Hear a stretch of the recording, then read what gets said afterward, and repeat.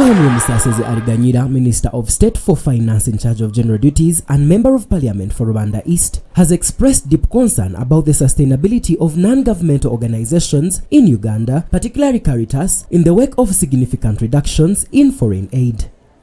Speaking as the guest of honor during a Palm Sunday Mass at Our Lady of Good Shepherd Cathedral at Rushoroza Hill to mark the conclusion of the 15th National Caritas Week celebrations, Honorable Musasizi warned that Uganda-based NGOs face a precarious future due to heavy reliance on international donor funding. Caritas, a Catholic relief and development agency, receives some support from local partners, private donors, and its global network. However, these contributions are insufficient to close the growing financial gap left by declining foreign assistance. The funding crisis follows a dramatic policy shift by US President Donald Trump, who, upon taking office as the 47th president on January 20, 2025, suspended all aid to foreign countries and NGOs pending a review to determine alignment with American interests and values.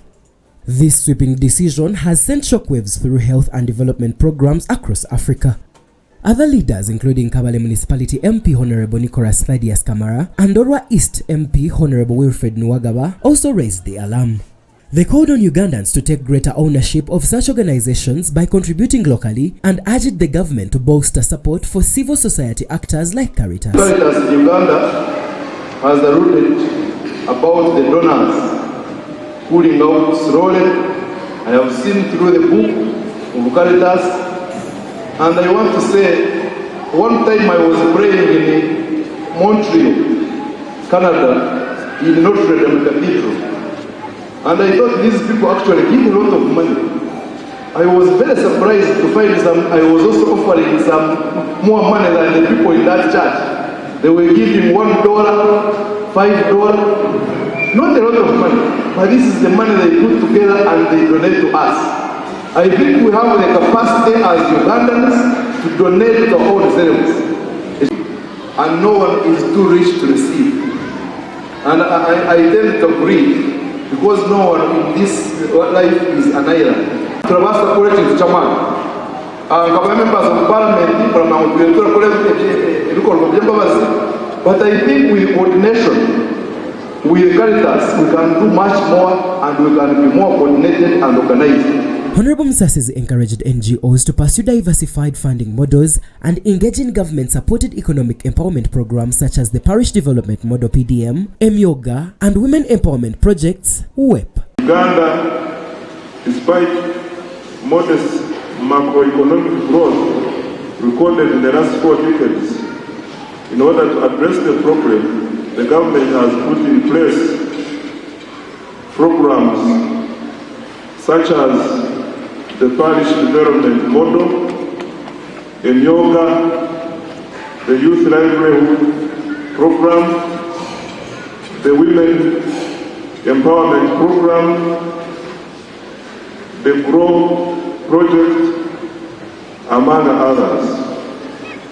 They all aim at enabling poor households to access funds and other inputs which they can invest in profitable enterprises that can generate money they need to transform their lives. I want to encourage you to work hard and sustain ourselves as Uganda.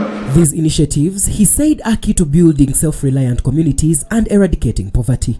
He further advised Caritas Uganda to draft and submit well-structured funding proposals to the government for potential financial support. The Ministry of Finance, working with ministries such as agriculture, gender and social development, science and innovations, have called for proposals many times. I want to encourage Caritas position itself to respond to this call for proposals and compete in the bidding for such funding. I want to commit to work with Caritas and other development partners to see how we can partner together to close some of the gaps that exist in our communities. The event, presided over by Right Reverend Bishop Kalisti Rubaramira of Kabale Diocese, drew a number of high-profile dignitaries including Honorable Wilfred Nwagaba and Honorable Dr. Nicholas Thaddeus Kamara. This story was compiled by King Solomon Tunamasco and Nelson Ahimbisiwe for Kigezi Television.